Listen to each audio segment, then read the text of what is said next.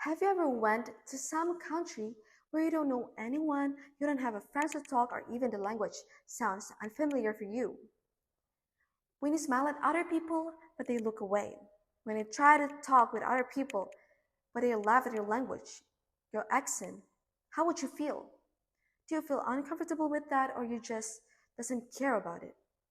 Because for me personally, I'll be feel uncomfortable with that.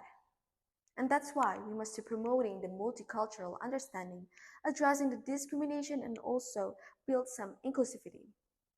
Greetings, judges, ladies and gentlemen. My name is Shalem Jirreh Tulenan, and I'm from STTKD Yogyakarta, and I'm taking the Air Transportation of Management as my major.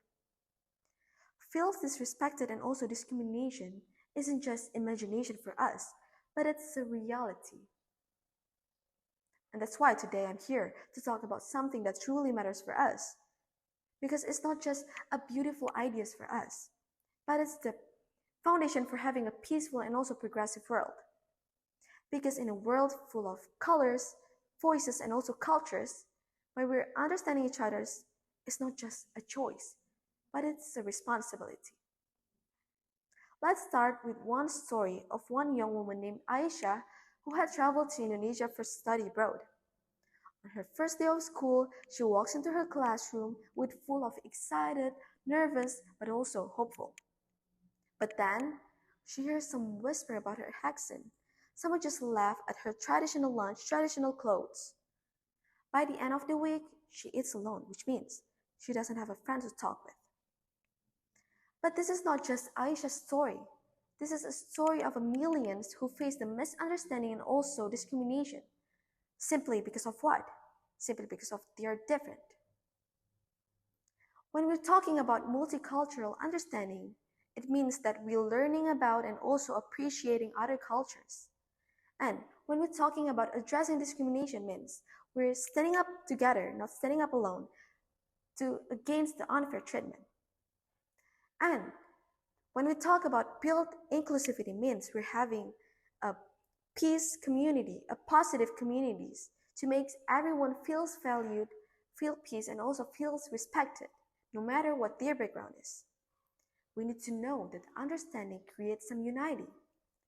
The more we learn about others, the more we care about others, the less we fear them. When we share some stories, share some food, share some thoughts, that it shows that empathy naturally grows. Beyond harmony, multicultural understanding leads to a progress. For example, like a global companies like a Google. Their diverse team brings some new ideas and also solve the problems. This is how it shows that we need to unite it in diversity no matter what their background is.